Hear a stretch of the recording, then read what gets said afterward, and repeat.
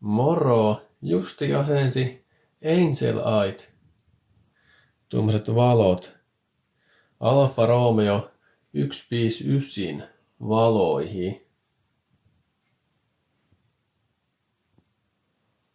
Aika näppärän näköiset. Ihan patterita tässä niitä testailen vaan. Niin Lähdetään seuraavaksi asentamaan nämä autoon, mutta katsotaan nyt eka, että millainen asennusprojekti näissä nyt oli sitten.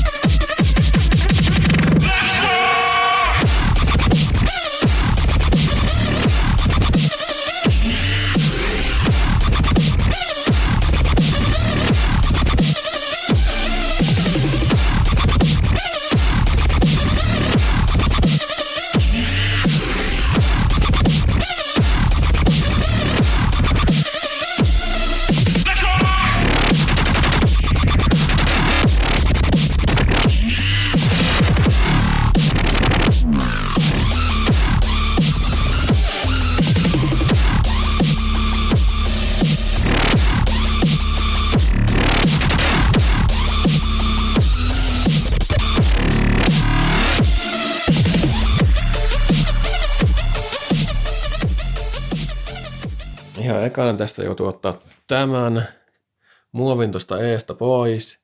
Sitten sain nämä kromiosat tuosta pois. Ja sen jälkeen saikin tämän läpinäkyvän ton kuvun pois. Mitä nämä on.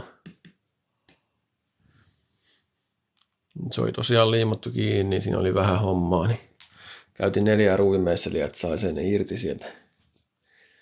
Sitten sen jälkeen tuolla sisäpuolella on tommoset kromiosat. Nuo umpiot, mitä nyt voi sanoakaan, niin nuo piti ottaa pois noin 4 ruuvilla muistaakseni kiinni. Ja sitten saikin asennettua nämä, mä liimasin nämä kiinni, nuo rinkulat tuonne ja sitten vaan takaisin kasaan. Otan näistä nyt vielä tämmöstä lähikuvaa, että miltä nämä näyttää. Eli nämä on tommoset rinkulat vaan, missä on paljon ledejä. Eli näyttää, kun katsoo kaukaa, niin ihan ympyröiltä, mutta katsoo läheltä, niin näyttää justiin, että on paljon pisteitä vaan. Tässä videolla näyttää kyllä erittäinkin pyöreiltä, mutta oikeesti ne on enemmän pistemäiset kylläkin. Mutta juu, ihan nätin näköiset. Mennään seuraavaksi asentamaan. No niin. Nyt olisi valot tuolla paikallaan. Sain tehtyä ja lähteä muutenkin eteenpäin. Elikkäs tämmönestä tuli nyt. Niin mä tein tähän tämmöset jatkokset molemmille puolille noihin etulokareihin. Et sai vähän oikeemman muotoiseksi. Tätä näin ja no on se vähän härskin näköinen ehkä tosta, kun siinä on tommonen kulma tossa, mutta en mä tiedä haittaako tuo kumminkaan niin paljon.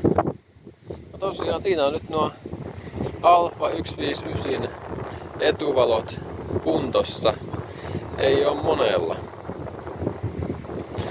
Ei oo monella tämmöstä setupia. Katsotaan se mitä se näyttää kun laitetaan täällä valon päälle.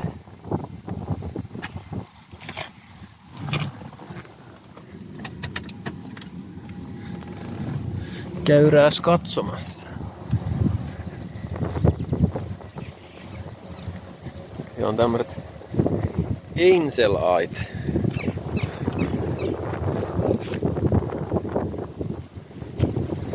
Nää oli justiin näitä saa AliExpressistä ja eBaystä näitä rinkuloita tänne.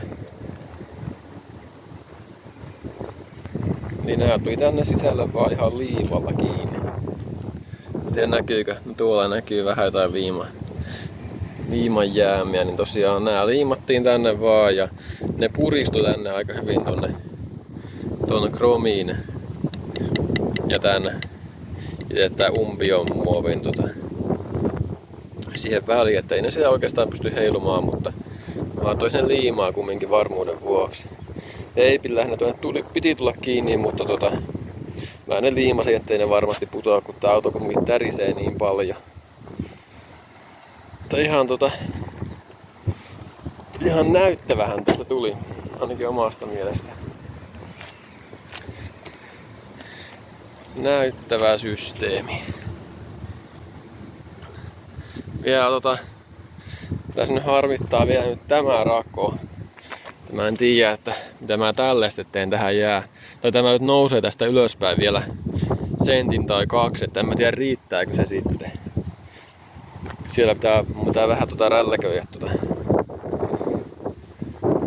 Se osuu tähän mikä törmäyspalkki vai mikä tää nyt onkaan, niin tosiaan sinne osuu tuo puskuri nyt, niin se nousee sitä jonkun verran sitten vielä. Mutta joo, katsotaan nyt, että milloin me saadaan tämä tästä valmiiksi. Ihan pikkusen muutenkin mä tätä sai edistymään, eli tän luukun kannen mä tein tohon suurin piirtein nyt. Tää bensaluuku tein tohon noin suurin piirtein valmiiksi. Se on ihan tämmönen.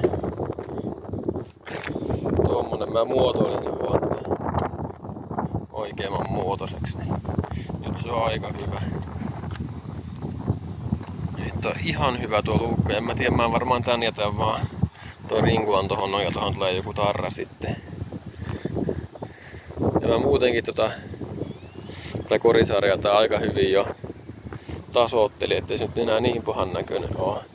Joo, ja sitten mä ruvasin tänne nämä takapuskurin nuo muovit, nuo ritilät, niin se on vähän paremman näköinen ja Mitäs muuta tähän nyt on tehty?